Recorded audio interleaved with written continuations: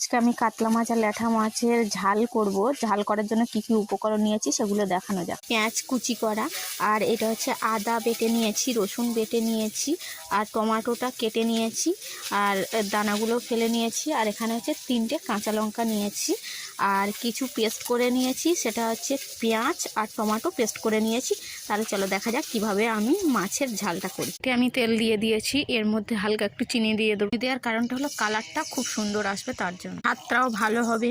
দেখছো লাল মতো হয়ে উঠছে, বুজবুজি মতো, ওইটা হয়ে গেলে তারপর পেঁয়াজ দেবো। পেঁয়াজটা দিয়ে দেবো, একটু লবণ দিয়ে দেবো যাতে ভালো করে ভাজা হয় আর নরম নরম হয়ে যায়। ভাজা ভাজা হয়ে গেছে, এবার আদা রসুনটা দিয়ে দেবো।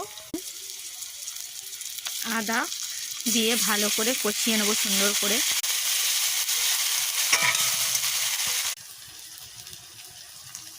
উনুনের জালে রান্না হচ্ছে, তার জন্য দিয়ে ভালো করে ভাজা ভাজা হয়ে গেছে। এবার আমি চেরা কাঁচা লঙ্কাগুলো দিয়ে দেব, দিয়ে একটু নাড়িয়ে চাড়িয়ে যে পেস্ট করে রেখেছিলাম যে মশলাটা, সেটা দিয়ে পেস্ট করে রাখা মশলাটা দিয়ে দিলাম। এটা দিয়ে ভালো করে নাড়িয়ে নিয়ে তারপরে দেবো টমেটো। দেখতে পাচ্ছি তেল ছেড়ে যাচ্ছে, এবার টমেটোটা দেবো, দিয়ে দিলাম। ভালো করে কষিয়ে নেবো, লবণ আর হলুদ দিয়ে ভালো করে কষিয়ে নেবো। লবণ দিয়ে দিলাম, হলুদ দিয়ে দিলাম, দিয়ে নেবো। নিয়ে ভাজা মশলা আছে জিরে আর ধনে, সেটা একটু দিয়ে দেবো। কষানো হয়ে গেছে, এবার ভাজা মশলাটা দিয়ে দেবো। জিরে দিলাম, ধনের গুঁড়ো করে কষিয়ে নিয়ে তারপরে জল দিয়ে দেবো, কারণ অল্প অল্প মশলা দিলাম, কারণ রান্নার শেষে মানে আর একটু করে মশলা দেবো, তার জন্য। তেল ছেড়ে দিয়েছে, এবার আমি জলটা দিয়ে দেবো। এটা দিয়ে দিচ্ছি, বেশি জল দেবো না, অল্প পরিমাপ জল দেবো, আর দেবো না, এই অবধি না। এটা নাড়িয়ে নেব।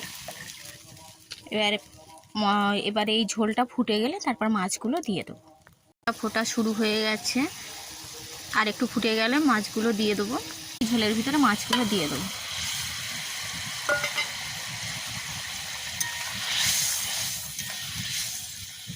ঢাকা দিয়ে দিলাম, সিদ্ধটা একটু ভালো হবে।